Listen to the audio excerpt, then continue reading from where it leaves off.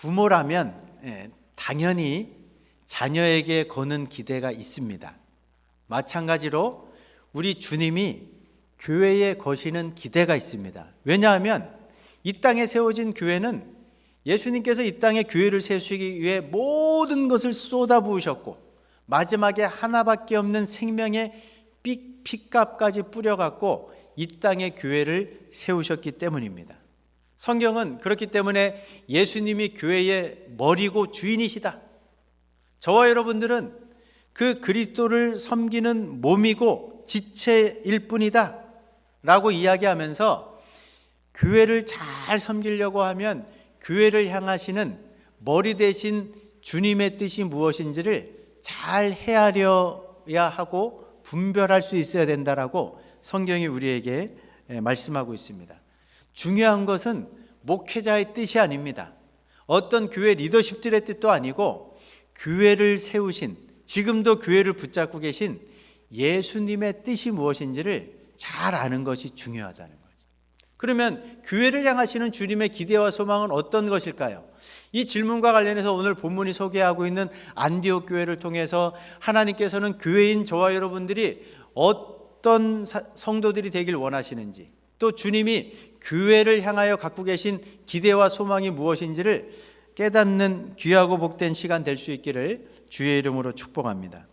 먼저 이 안디옥 교회는 하나됨을 교회의 최고의 가치로 삼고 하나 되는 일에 아주 힘썼던 그런 교회였습니다. 여러분들, 안디옥 교회가 위치한 안디옥이라고 하는 도시는 로마 제국 전체를 통틀어 놓고 볼 때 첫 번째로 가장 큰 도시가 로마였고, 두 번째로 큰 도시가 알렉산드리아였고, 세 번째로 큰 도시가 안디옥이었습니다. 가장 사람들이 많이 모여 살 때는 그 시대에 50만 명 이상이 모여 살던 곳입니다. 거대 무역도시의 명성에 걸맞게, 그렇기 때문에 이 도시 안에는 다양한 계층의 사람들, 다양한 사람들이 살고 있었습니다. 유대인도 있었지만 헬라인도 있었고 로마인도 있었고 아프리카 출신의 흑인도 있었습니다. 심지어는 저 페르시아나 인도, 중국에서까지 건너온 동양 사람들도 있었습니다. 이 도시 자체가 이렇게 다양했던 것만큼이나 오늘 본문 1절을 보면 안디옥 교회 지도자들의 면면을 살펴보면 얼마나 다양한 사람들로 구성되어 있는지를 확인해 볼 수 있는데, 1절을 같이 한번 읽어보실까요? 안디옥 교회에 선지자들과 교사들이 있으니 곧 바나바와 니게르라 하는 시몬과 구레네 사람 루기오와 분봉왕 헤롯의 젖동생 마나엔과 및 사울이라. 이 5명의 지도자의 이름이 나오는데, 일단 민족으로 좀 분류를 해보면 바나바와 사울은 유대인입니다. 근데 니게르라고 하는 시몬, 니게르라는 뜻 자체가 흑인이라는 거예요. 시몬하고 루기오는 아프리카 출신입니다. 또 여러 가지 형태들로 보면은 바나바는 구브로, 섬 출신이에요. 사울은 아시는 것처럼 길리기아 다소, 도시 출신입니다. 또 마나에는 헤롯과 함께 어린 시절을 궁궐에서 함께 보냈던 귀족 출신입니다. 이렇게 인종도 다르고 출신도 다른 데다가 또 안디옥 교회가 어떻게 세워지고 또 성장해 갔는지를 보면 이 기여도가 제각각 다 다릅니다. 스데반 집사님의 순교로 뿔뿔이 흩어진 무명의 성도들이 안디옥 도시에까지 가가지고 헬라인들에게 복음을 전해서 세워진 교회, 개척된 교회가 안디옥 교회입니다. 그러니까 처음 안디옥 교회를 개척한 개척 멤버들은 무명의 그리스도인들입니다. 안디옥에 교회가 세워졌다는 얘기를 듣고 예루살렘 교회가 파송을 해서 보냄받은 사람이 바나바인데, 바나바를 통해서 그 개척된 안디옥 교회가 안정을 찾기 시작하면서 양적인 성장을 가져왔습니다. 양적 성장에 결정적인 공헌을 한 사람이 바나바입니다. 근데 막 물밀듯 밀려오는 사람들을 주체할 수 없고 본인의 역량으로 그 사람들을 다 감당해낼 수가 없으니까 바나바가 길리기아 다소로 일부러 찾아가 가지고 젊은 사울을 데려다가 함께 목회를 하면서 이 안디옥 교회의 질적이고 영적인 성장에 절대적인 기여를 한 사람은 또 사울입니다. 여기 보세요. 개척한 성도들이 있고 양적 성장의 주역이었던 바나바가 있고 영적 성장의 또 다른 주역인 사울이 있습니다. 만약에 이런 그룹들이 자신의 공로를 앞세우거나 자신의 지분이나 기여도를 주장하기 시작했다면 마치 고린도 교회가 나는 바울파다, 나는 아볼로파다, 나는 게바파다, 나는 그리스도파다 라고 이렇게 서로 주장하면서 사분오열되고 소위 말해서 콩가루 집안이 되기 딱 쉬운 환경이 안디옥 교회였습니다. 근데 보세요. 인종도 다르고 출신도 다르고 또 안디옥 교회에 대한 기여도도 다르고 정말 공통분모라고는 하나도 찾아볼 수 없는 이 안디옥 교회가 너무나 아름답고 멋진 모습으로 팀워크를 이뤄가고 있었습니다. 나중에는 어떤 일까지 벌어지냐면 교회의 핵심 지도자 두 사람을 선교사로 파송하는 그런 이제 결정까지 하게 되는데 2절 3절 같이 한번 읽어보십니다. 성령이 이르시되 내가 불러 시키는 일을 위하여 바나바와 사울을 따로 세우라 하시니 이에 금식하며 기도하고 두 사람에게 안수하여 보내니라. 여러 리더십들이 있었지만 안디옥 교회의 가장 중요한 핵심 지도자 두 사람을 하나님께서 선교사로 파송하라고 말씀하셨는데 이 말씀에 어떻게 순종할 수 있었을까요?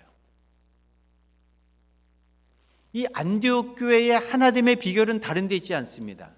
또 이런 생각지도 못한 하나님의 명령에 순종할 수 있었던 비결은 다른 데 있는 것이 아니라 이 안디옥 교회의 주인은 예수님 한 분밖에 없다라는 분명한 확신이 있었기 때문에 이 확신이 이런 일들, 이런 하나됨을 만들어내게 만들었다는 것을 기억하시기 바랍니다.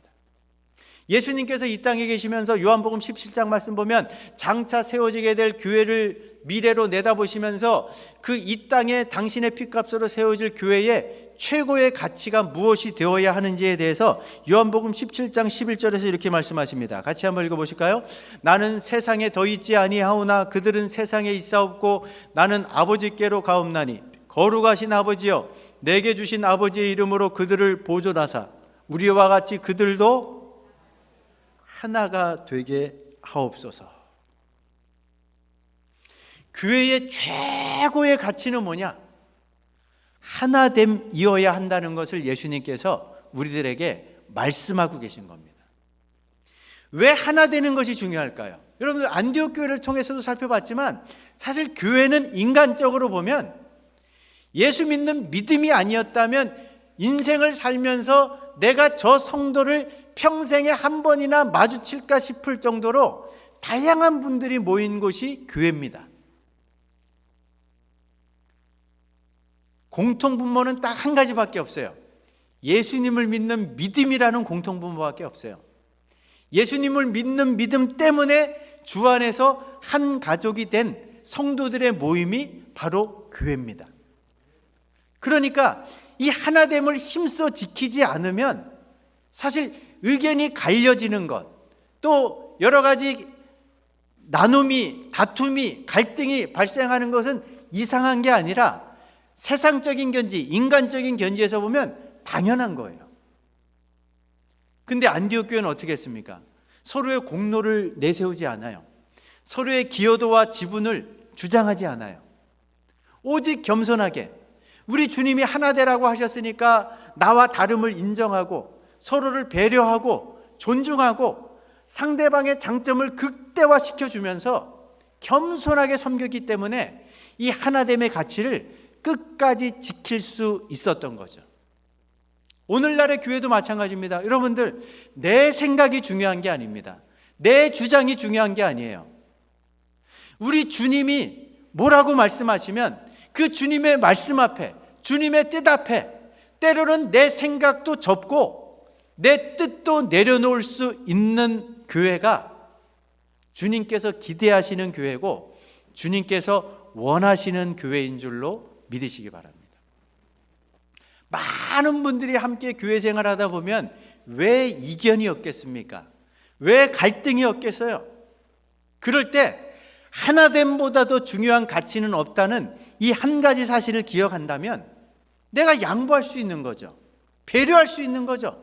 진리의 문제가 아니라면 얼마든지 내 뜻을 접을 수 있는 용기가 필요하고 또 그런 결단이 필요한 겁니다.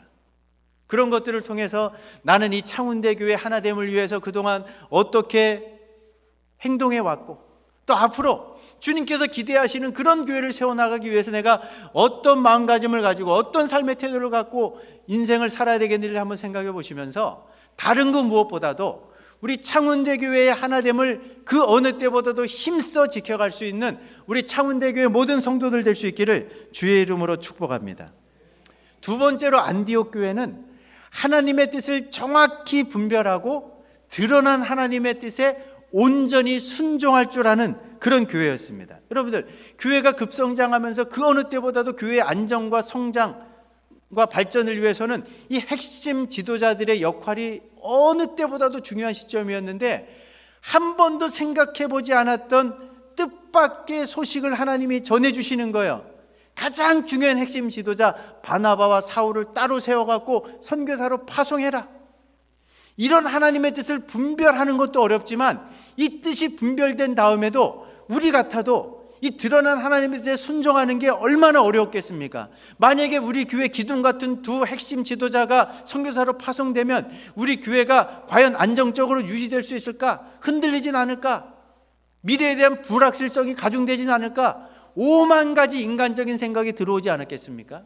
그런데 안디옥 교회는 어떻게 하나님의 뜻을 정말 한 번도 생각해 보지 않았던 이런 하나님의 뜻을 분별할 수 있었고 또 드러난 하나님의 뜻에 어떻게 순종할 수 있었을까요? 2절과 3절을 다시 한번 보시면 그 비결이 무엇인지 알 수 있는데 같이 한번 읽어보실까요? 주를 섬겨 금식할 때에 이에 금식하며 기도하고 두 사람에게 안수하여 보내니라. 그대로 한번 이 구절을 보시면 여기서 섬긴다는 이 단어는 원문으로 보면 예배드린다는 의미가 내포되어 있습니다. 그러니까 바나바와 사울을 선교사로 파송하라는 하나님의 뜻을 언제 분별했느냐? 우리처럼 주일날 예배하고 기도하면서 금식할 때 하나님의 뜻이 분별된 거예요. 근데 하나님의 뜻은 분별했는데 이 두 핵심 지도자를 선교사로 파송하려고 하니까 순종하기가 쉽지 않았어요. 그런데도 어떻게 순종할 수 있었는가? 보세요. 또다시 드러난 하나님의 뜻을 붙잡고 하나님 여러 가지 인간적인 걱정과 염려가 찾아오는데 정말 어떻게 보낼 수 있습니까? 보낼 수 있는 힘을 주십시오. 또다시 한 번 더 금식하며 기도할 때 하나님의 뜻에 온전히 순종할 수 있는 믿음도 주시고 그 힘과 능력도 덧입게 됐다는 것이 오늘 본문의 증언인 줄로 믿으시기 바랍니다. 안디옥 교회는 하나님의 뜻을 분별하고 분별된 하나님의 뜻에 순종하는데 무슨 환상을 본 게 아닙니다. 무슨 예언자의 말씀을 들은 게 아니에요. 또 이런 하나님의 뜻을 분별하고 분별된 하나님의 뜻에 순종하기 위해서 무슨 은사가 필요한 것도 아닙니다. 예루살렘 교회처럼 기적이 나타난 것도 아니에요. 표적이 따른 것도 아니에요. 고린도 교회처럼 방언하는 사람, 통변하는 사람, 예언하는 사람, 환상을 보는 사람, 이런 은사가 충만했던 것도 아니에요. 그저 우리가 매주마다 반복하는 예배를 사모하고 날마다 말씀과 기도의 자리로 나갔더니 그 경건 생활의 일상성을 통해서 교회를 향하시는 하나님의 뜻을 정확하게 보여주셨고 그 뜻을 분별하게 해주셨고 드러난 하나님의 뜻에 온전히 순종할 수 있게 해주신 줄로 믿으시기 바랍니다. 교회는 하나님의 뜻을 잘 분별해야 됩니다. 로마서 12장 1절과 2절 말씀 보면 너는 이 세대를 본받지 말고 오직 마음을 새롭게 함으로 변화를 받아 하나님의 기뻐하시고 온전하시고 순전하신 뜻이 무엇인지 분별하도록 하라. 어떻게 분별합니까? 여러분들 꼭 어디 신령하다는 분을 찾아가 가지고 머리 디밀고 안수 받아야지 분별되는 게 아니에요. 방언 못 받아도 상관없습니다. 예언의 은사를 가진 사람 찾지 않아도 돼요. 표적과 기사가 나타나지도 않아도 됩니다. 오늘도 하나님은 여전히 우리가 매주마다 사모하며 드리는 이 예배 현장을 통해서 우리가 날마다 가까이 하는 말씀과 기도의 자리에서 언제든지 우리에게 말씀해 주시고 얼마든지 우리에게 말씀해 주시는 줄로 믿으시기 바랍니다. 때때로 이 양쪽에 걸쳐 있는 이 금식의 의미가 뭘까요? 금식이 뭐예요? 음식을 안 먹는 거예요. 음식을 안 먹으면 어떻게 됩니까? 내 힘이 빠져요. 금식의 목적은 다른 게 아니에요. 내 힘을 빼는 거예요. 내 생각을 내려놓는 과정이에요. 내 뜻을 포기하는 과정이에요. 힘이 없으면 그때 하나님의 뜻이 드러나기 시작하는 겁니다. 하나님의 뜻이 보여지기 시작하는 거예요. 이렇게 말씀과 기도와 금식과 함께 내 뜻은 다 내려놓고 내 주장을 내려놓고 하나님의 뜻을 분별하기 위해 사모하며 주의 은혜를 구할 때 하나님께서 내 인생을 향하시는, 우리 교회를 향하시는 선명한 뜻들을 드러내 보이시고 그 뜻에 순종할 수 있는 힘까지도 공급해 주시는 줄로 믿으시기 바랍니다. 지금의 상황을 생각해 보세요. 코로나19가 세상을 완전히 바꿔놨습니다. 이미 기업들은요, 이 자본을 코로나19 이후에 펼쳐질 세상을 내다보면서 지금 재정을 다 이동시키고 있어요. 근데 이 코로나19 사태는 세상만 바꿔놓는 게 아닙니다. 교회도 굉장히 많은 것들의 변화를 요구하고 있습니다. 코로나19 이전으로 돌아갈 수는 없어요. 새로운 상황이 펼쳐지게 될 겁니다. 그러니까 교회가 정말 코로나19 이후에 이 복음의 본질은 바뀔 수 없겠지만 이 변화하는 세상 속에서 이 복음의 열매를 극대화하기 위해서 어떻게 방향을 잡고 가야 될 것인가, 코로나19 이후 세상을 내다보면서 교회의 방향성과 관련해서 그 어느 때보다도 많은 말씀과 기도의 자리가 필요한 때를 지금 우리가 지나가고 있는 거예요. 비전센터 건축을 해서 얼마나 많은 분들이 기도하고 지금도 헌금하고 있지 않습니까? 이제 이 비전센터를 준비하는 과정 속에서도 이제 우리가 때가 되면 이걸 본격적으로 시작해야 되겠는데 이 비전센터의 공간과 이 방향성을 어떻게 이 시대와 맞물려 갖고 준비해야 되는가? 그 어느 때보다도 많은 기도와 말씀을 통한 하나님의 세미한 음성을 들어야 되는 2021년도를 지금 저희들이 지나가고 있다는 거죠. 바라기는 우리 창원대교의 모든 성도님들이 지금보다 더 간절히 이 예배의 자리를 사모하시고 말씀과 기도를 가까이 하는 것을 통해 오늘도 변함없이 여전히 예배와 말씀과 기도를 통해서 우리에게 말씀하시는 주의 음성을 듣고 분별하고 그 드러난 하나님의 뜻에 온전히 순종하는 것을 통해 안디옥 교회처럼 주님의 기대에 부응하는 교회를 세워나갈 수 있기를 간절히 주의 이름으로 축복합니다. 세 번째로 안디옥 교회가 그럼 교회 내적으로 가장 관심을 기울이면서 집중한 사역이 무엇일까요? 여러분들 막 구름대처럼 수많은 사람들이 몰려드는 이 장면을 지켜보면서 안디옥 교회가 폭발적인 양적이고 외적인 성장에만 함몰되어 있지 않았습니다. 더 중요한 것이 있다고 생각하면서 교회로 끝도 없이 밀려드는 성도들에게 어떤 일을 행했는지 사도행전 11장 25절 26절 같이 한번 읽어보십니다. 바나바가 사울을 안디옥에 데리고 와서 둘이 교회에 얼마 동안요? 1년간 모여 있어 큰 무리를 가르쳤다. 제자 훈련을 최초로 시행한 교회가 안디옥 교회입니다. 1년 동안. 왜 이런 사역이 필요할까요? 여러분 생각해 보세요. 우리도 이미 예수 믿고 오랜 시간이 지났기 때문에 우리 자신을 보더라도 경험할 수 있지만 구원받는 것은 복음을 듣고 성령이 임하고 성령으로 거듭나고 우리의 믿음과 결단의 고백을 통해서 회심의 사건이 일어나게 되면 구원은 하나님이 일방적으로 베푸시는 선물이에요. 구원을 위해서 우리가 할 수 있는 일은 아무것도 없습니다. 그냥 믿음의 손을 내밀어 갖고 하나님이 주시는 예수 그리스도를 통한 구원의 선물을 받아들이면 돼요. 이건 일순간에 순식간에 벌어지는 일이에요. 그렇죠? 근데 이것을 통해서 영적으로 우리가 이제는 태어난 것에 불과합니다. 교회 안에 들어와 있다고 해가지고 여러분들 신앙의 연수를 너무 자랑하지 마세요. 평생을 교회 안에 머물고 있어도 태어난 사람이 가만히 있으면 자동적으로 영적으로 성장하고 성숙해지던가요? 아닙니다. 우리 안디옥 교회 성도들도 마찬가지예요. 복음을 듣고 예수 믿고 성령 받고 회심하긴 했지만 영적으로 태어나긴 했지만 그 안디옥이라는 도시, 그 문화, 세속적인 문화 속에 휩싸이면서 이들도 똑같이 세속적인 사고방식을 가지고 언어 생활도 부정적인 사람도 있었고 또 입만 열면 욕짓거리를 내뱉는 사람도 있었을 것이고 또 탐욕에 물든 그런 어떤 마음가짐과 또 가치관을 떨쳐내지 못한 분도 있었고 또 여러 가지 삶의 태도가 여전히 세상적인 그런 어떤 습관에 머물러 있는 그런 분들이 얼마나 많았겠습니까? 이런 우리의 언어 생활과 마음가짐과 가치관과 삶의 태도와 사고방식, 이런 것들이 하루아침에 고쳐지지 않아요. 교회 안에 가만히 머물러 갖고 1년 해를 거듭하면서 연수가 더해간다고 자동으로 성장하는 게 아닙니다. 자동에서 성숙해지는 게 아니에요. 그러니까 바울이 1년 동안 딱 시한을 정해놓고 집중적으로 이 안디옥 교회에 들어온 성도들의 영적인 성장과 성숙을 위해서 제자 훈련을 한 거예요. 그 결과가 어떻게 나타났습니까? 사도행전 11장 26절 하반절 같이 한번 읽어보실까요? 1년간 모여 있어 큰 무리를 가르쳤고 제자들이 안디옥에서 비로소 그리스도인이라 일컬음을 받게 되었더라. 여러분들, 이 그리스도인이라는 이름이 그냥 주어진 게 아닙니다. 최초의 제자 훈련을 행한 안디옥 교회, 세상 사람들은 다 알고 있어요. 세상이 볼 때는 교회에 얼마나 많은 사람들이 모여드느냐 관심 없습니다. 그분이 얼마나 오랫동안 교회 생활을 했느냐, 어떤 직분을 갖고 있느냐 하나도 관심 없어요.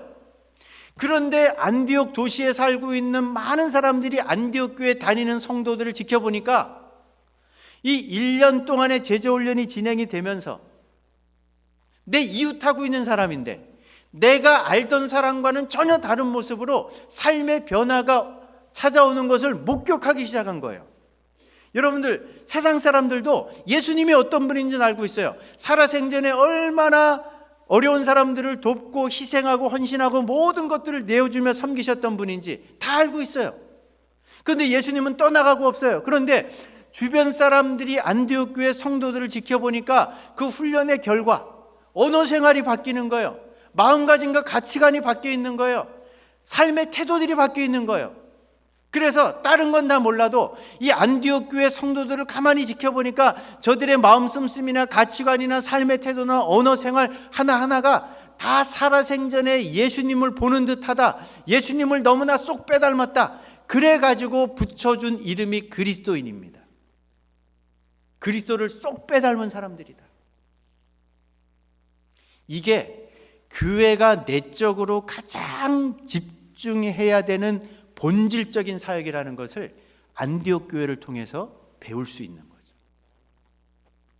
우리 교회가 지난 10년 동안 여러 가지 양육훈련, 제자훈련, 또 전도폭발훈련, 2021년도도 또 공지하면서 많은 분들의 지금 신청을 받고 있고 또 기다리고 있는 중입니다. 여러분들, 직분을 받기 위해서 훈련을 받자는 게 아니에요. 무슨 목회자가 바뀌니까 훈련하는 목사님이 왔나 보다, 그게 아니에요. 여러분들, 예수 믿은 이상 영적으로 태어난 사람이 영적으로 성장하고 성숙해갖고 예수님을 닮아가는 자리로 나가는 것은 교회의 본질이기 때문에 이 사역을 감당하는 겁니다. 믿으십니까? 예수님을 쏙 빼닮은 성숙한 제자는 태어나지 않습니다. 이 제자는 100% 만들어지는 거예요. 태어나는 게 아니라 만들어지는 겁니다. 그러면 우리가 때로는 조금 바쁘고 분주한 삶의 일상이 있지만 우선순위를 갖고 훈련받는 자리로 나와야 되는 거죠. 우리가 경험하잖아요. 여러분들, 체험으로 말하자면 저도 여러분들에게 이야기할 수 없는 정도의 엄청난 체험을 했어요. 근데 그 아무에게도 얘기할 수 없는 이 체험도 1년을 못 가더라고요. 아무리 불같은 체험을 해도 다 유통기한이 있어요. 그런데 훈련을 통해서 예배와 말씀과 기도와 큐티, 여러분 하루 세끼 밥 먹는 사람을 의식하고 밥 먹는 사람 없잖아요. 하루 한 번 자는 것, 이게 일상성인 것처럼 말씀과 기도 생활이 경건의 일상성으로 자리 잡기 시작하면 그때부터 서서히 경건의 능력이 내 언어 생활의 변화로, 내 가치관의 변화로, 내 삶의 태도의 변화로 나타나면서 열매 맺게 되는 겁니다. 훈련받았다고 모든 게 다 한 번에 이루어지는 건 아니에요.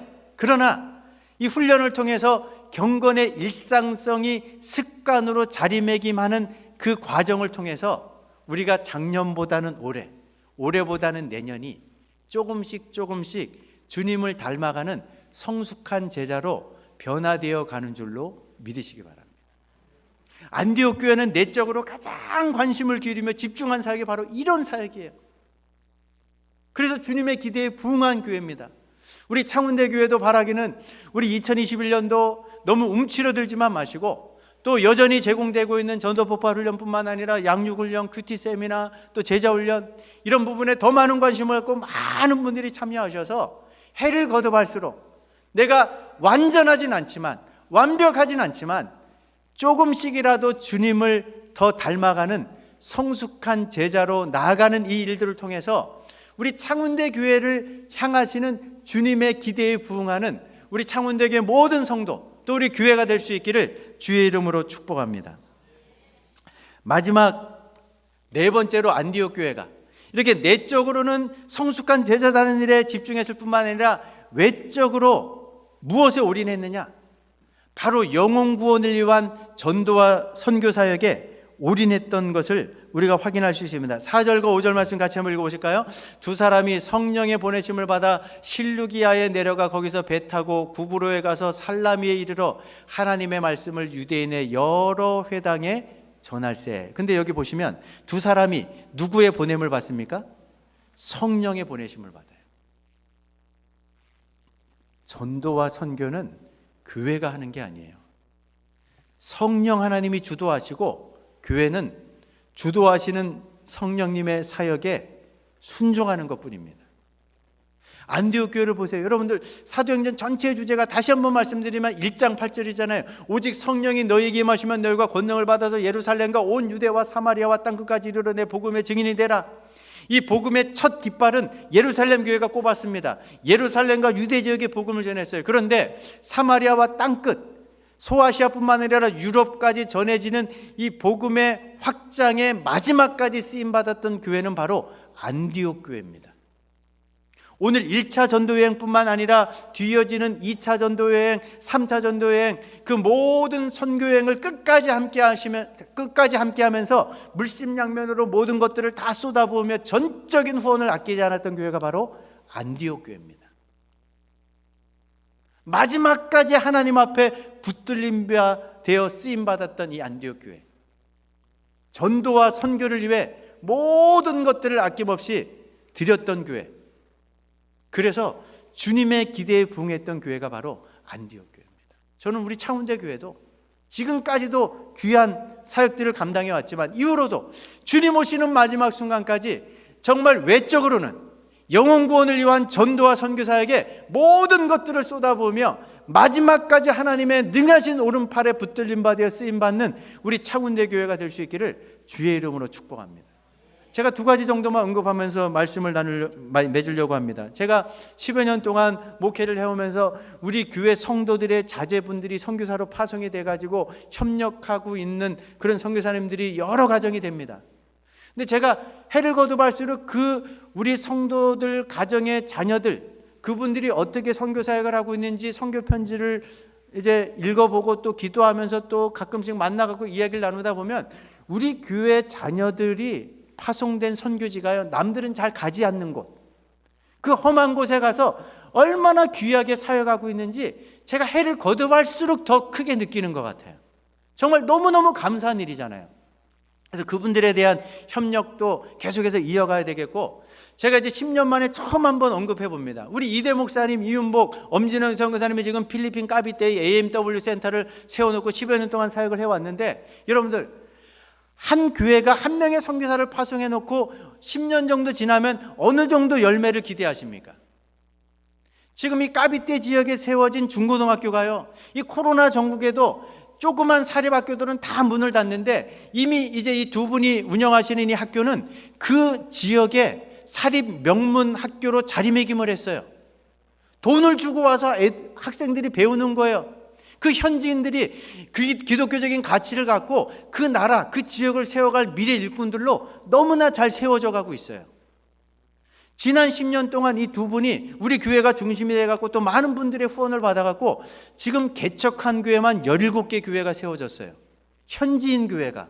현지인들이 땅을 마련하면은 예배당을 지어주는 형식으로 해가지고 10년 만에 17번째 교회가 세워졌어요.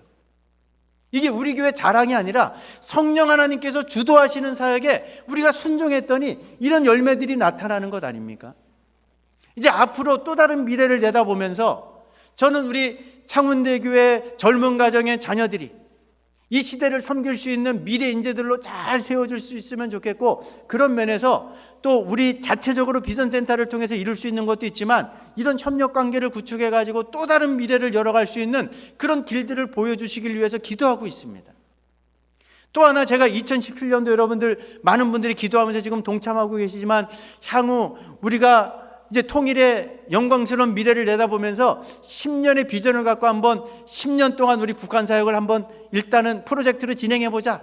그리고 지금 만 4년이 지났고 올해가 5년째입니다. 여러분들 북한 선교하신다는 분들을 만나보면 현장에 없는 분들이 절대 다수예요. 아무것도 손에 잡히는 것이 없었지만 그 5년 전에 이 사역을 시작할 때 아무것도 없었어요. 그런데 여러분들 만 4년이 지난 지금 시점에 어떤 일이 벌어지는지 아십니까? 하나님께서 말도 안 되게 어느 나라에 20만 평이 넘는 땅을 허락해 주셨어요.